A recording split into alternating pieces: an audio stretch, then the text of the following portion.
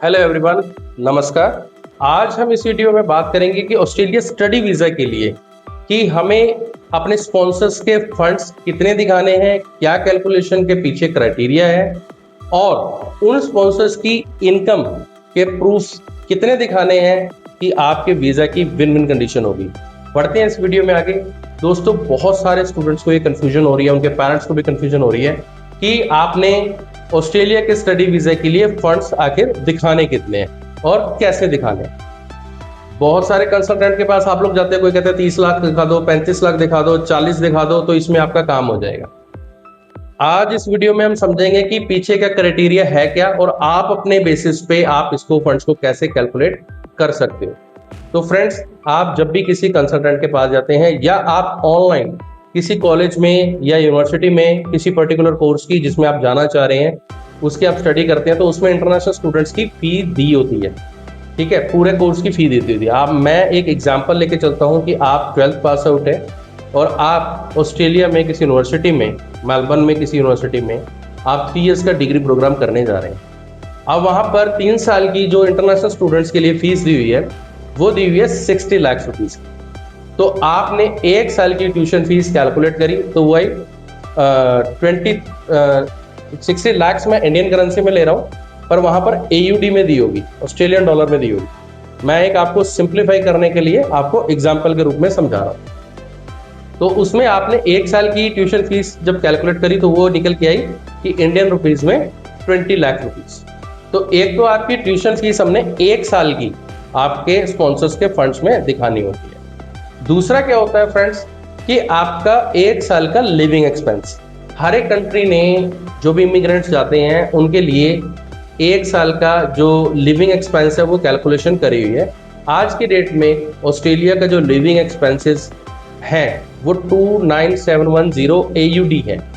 तो आज की डेट में अगर इंडियन करेंसी में कैलकुलेट करते हैं तो 57 रुपीज़ के आसपास का एक AUD चल रहा है, बट मैं फ्यूचर के लिए 58 रुपीज़ के साथ अगर कैलकुलेट करते हैं, सपोज करो ये कैलकुलेशन आपकी बनती है 17 लाख, तो 17 लाख आपको लिविंग एक्सपेंस के, 20 लाख आपको ट्यूशन फीस के, ये हो गए। इसके बाद आपने अपने फंड्स में दिखाना है कि जो आप स्टूडेंट्स का इंश्योरेंस करवाते हैं, OSHC करवाते हैं, राइट, तो वो करवाना जरूरी होता है, मैंडेटरी होता है। उसका मैं एक्सपेंसेस लेके चलता हूं कि अराउंड 1.5 लाख इंडियन करेंसी के हिसाब से। ठीक है, 3 फैक्टर्स हो गए। चौथा फैक्टर क्या होता है कि आपका एयर फेयर। जब भी आप ऑस्ट्रेलिया में फाइल लगाते हो तो आपको एयर फेयर के रूप में 2000 AUD आपको अपने स्पॉन्सर्स के अकाउंट में शो करने पड़ते हैं। सपोज करो मैं इंडियन करेंसी के हिसाब से कैलकुलेशन करके मैंने एक ले लिया कि 1.25 लाख आपका एयर फेयर होगा। ये 4 मेन फैक्टर्स हैं और यही हैं, इनके हिसाब से ही सारी कैलकुलेशन होती है, चाहे आपका कोई कंसल्टेंट करता है चाहे आप अपने बेसिस पे भी कर सकते हैं। तो अगर मैंने जो ये एग्जांपल लिया है कि 20 लाख की आपकी ट्यूशन फीस, 17 लाख का आपका लिविंग एक्सपेंस और इसके बाद आपका 1.5 लाख का आपका इंश्योरेंस और 1.25 लाख का आपका जो एयर फेयर, तो इनको अगर टोटल सम करते हैं तो कितना आएगा? 37, 38.5, 39.75, यानी कि अराउंड 40 लाख की आपका फंड्स बन गया। ये कैलकुलेशन बन गई जो आपको स्पॉन्सर्स के अकाउंट में दिखाना है। ये मैं एक एग्जांपल लेके चल रहा हूं। अगर हम बात करते हैं कि आप ऑस्ट्रेलिया में 12th के बाद अगर कोई डिप्लोमा करने जा रहे हैं, कोई डिग्री करने जा रहे हैं, तो वहां 1 साल की जो ट्यूशन फीस है 20,000 AUD से लेकर 40,000 AUD के बीच में रहती है। ठीक है, तो अगर आप इसका एवरेज भी ले लेते हैं कि 30,000 AUD, तो वो 16-70 लाख के अराउंड अगर बनता है तो वो आपकी 1 साल की ट्यूशन फीस कैलकुलेट हो जाएगी। तो फ्रेंड्स, सबसे पहले आपने ये फंड्स का ही कैलकुलेशन करना है और अपने बेसिस पे भी आप कर सकते हैं, आप किसी कंसल्टेंट की भी हेल्प ले सकते हैं। अब बात आती है कि ये जो फंड्स हैं ये हमने अपने किन स्पॉन्सर्स के अकाउंट्स में दिखा सकते हैं और कैसे दिखा सकते हैं। फ्रेंड्स, ये जो फंड्स हैं ये आपके जो स्पॉन्सर्स, जो मेन स्पॉन्सर्स हैं आपके पेरेंट्स हैं, या जिसके कोई पेरेंट्स नहीं है तो उनका जो मेन गार्डियन है वो है। तो पेरेंट्स की अगर बात करता हूं कि आप 70 to 80% जो फंड्स हैं आप अपने पेरेंट्स के अकाउंट्स में दिखाइए। अगर आप जितना भी फंड्स हैं आप अपने रिलेटिव या अपने पेरेंट्स के स्पॉन्सर्स के अकाउंट में ही दिखा रहे हैं बिना कोई एजुकेशन लोन लिए हुए। तो 70% मिनिमम आप अकाउंट्स में, अपने पेरेंट्स के अकाउंट्स में आपका फंड दिखाइए ताकि आपकी वीजा की विन विन कंडीशन आ सके। इसके बाद आप ये फंड अपने ग्रैंड पेरेंट्स के अकाउंट्स में दिखा सकते हैं। जो आपका 30% तक का है वो आप अपने ग्रैंड पेरेंट्स के अकाउंट्स में दिखा सकते हैं इन टर्म्स ऑफ सेविंग्स है या आपकी कोई एफडी पड़ी है उनके अकाउंट में, तो ये आप दिखा सकते हैं। इसके अलावा बात आती है फ्रेंड्स की, जैसे कि आप सभी लोग ने सुना होगा कि अपने रिलेटिव्स के अकाउंट्स को भी हम ऑस्ट्रेलिया में दिखा सकते हैं फंड्स शो करने के लिए, जैसे कि चाचा चाची, ताया ताई, मामा मामी, है ना, नाना नानी, तो इनके अकाउंट्स में दिखा सकते हैं।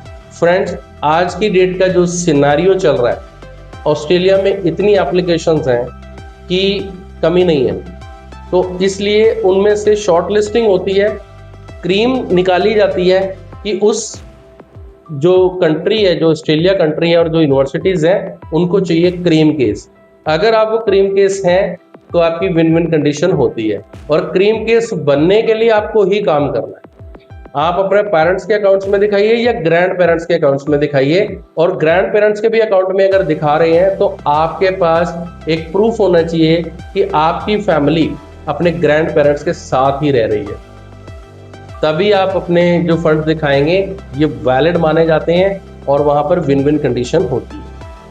इसके अलावा बात आती है कि अगर आपके पेरेंट्स या ग्रैंड पेरेंट्स के अकाउंट्स में इतने फंड्स नहीं है तो आप क्या कर सकते हैं। सपोज करो आपके पेरेंट्स के अकाउंट में 15 लाख रुपीस है और ग्रैंड पेरेंट्स के अकाउंट में कुछ भी नहीं है, तो आप क्या करेंगे। आपको तो फंड्स जो दिखाने हैं 35 से 40 लाख, जो भी कैलकुलेशन आती है, सपोज करो 35 लाख की कैलकुलेशन आती है, तो वो आपको दिखाना है। तो उसको दिखाने के लिए जो बाकी जो पैसा है वो कैसे दिखा सकते हैं, आप एजुकेशन लोन करवा सकते हैं। अब एजुकेशन लोन को करवाने के लिए जब भी आप बैंक के पास जाते हैं अपना ऑफर लेटर लेकर, या आपका कोई कंसल्टेंट करवाता है आपका एजुकेशन लोन, तो वो किस बेसिस पे करता है। आपका एक तो ऑफर लेटर चाहिए, इसके साथ साथ आपके जो पेरेंट्स की इनकम के प्रूफ चाहिए, यानी कि ITR चाहिए, और साथ ही साथ वो अगर 7 लाख से ऊपर का अगर लोन कराते हैं तो आपको कोई प्रॉपर्टी मॉर्गेज करनी पड़ती है, बैंक सिक्योरिटी लेता है। तो अगर ये चीज़ें कंडीशंस पूरी हैं तो आपका बैंक लोन हो सकता है।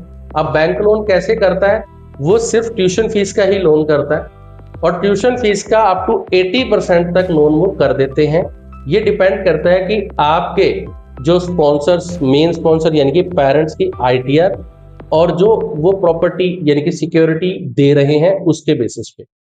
तो ये चीजें सारी बनके आप अपने फंड्स दिखा सकते हैं। इसके बाद बात आती है कि फंड्स जो हम पेरेंट्स के, ग्रैंड पेरेंट्स के दिखा रहे हैं, तो वो जस्टिफाइड कैसे होंगे। वो जस्टिफाइड होंगे उनकी इनकम स्टेटमेंट से।